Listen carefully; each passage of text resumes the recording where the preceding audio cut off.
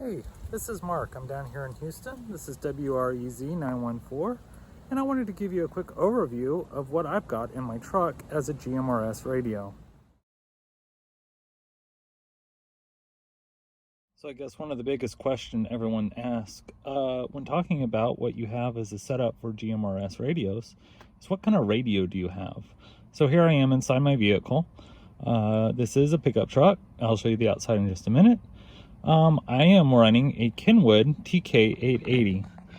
This little guy I got off of eBay for pretty cheap.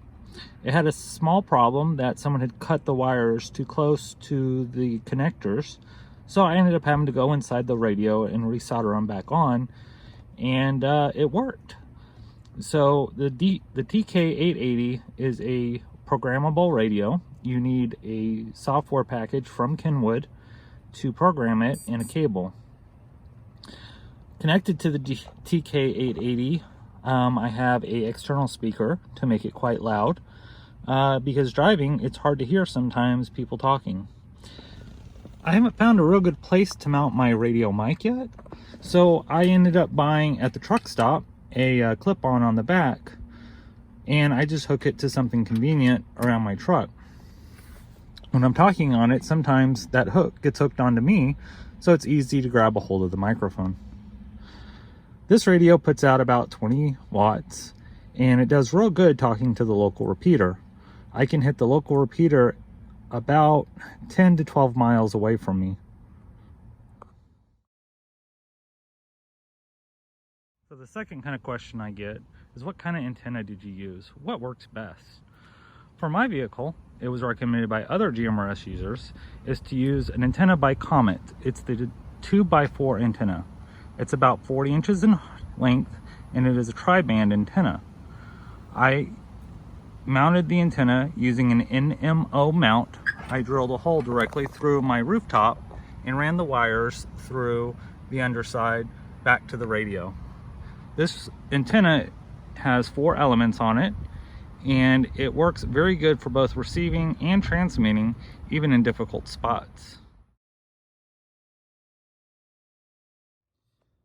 So a real quick overview of how I've programmed my TK880 by Kenwood.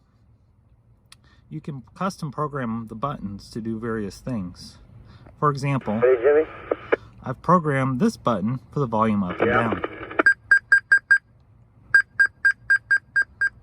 The letter A button I've programmed as talk around, which means you can come off of the repeater and keep the same PL or tone, so you can continue to talk to someone even though you're not using the repeater link.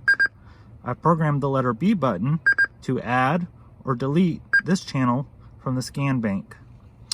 Buttons C and D can change the channels, as well as the side buttons will also change the channels.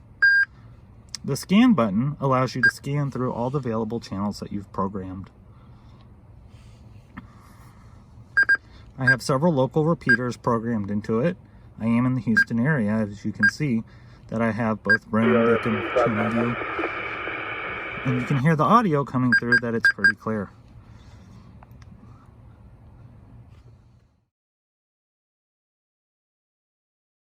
I wired mine. So underneath the hood, I actually ran a wire from the radio and routed it round to the battery. I did a direct connect to the battery using both a black and a red wire. I made sure to include a fuse directly to the battery, very close, so that if there was any short to happen, it would pop the fuse before it would burn my truck down.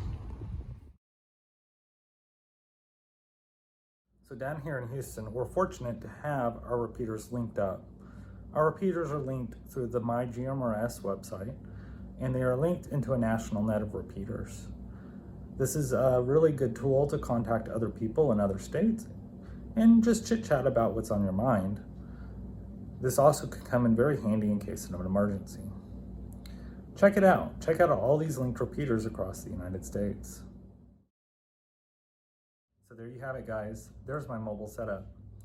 And if you're on the GMRS link or in Houston, you'll probably hear me talking one of these days on my mobile setup. All right, guys, have a good day. This is WREZ914, and I'll talk to y'all later.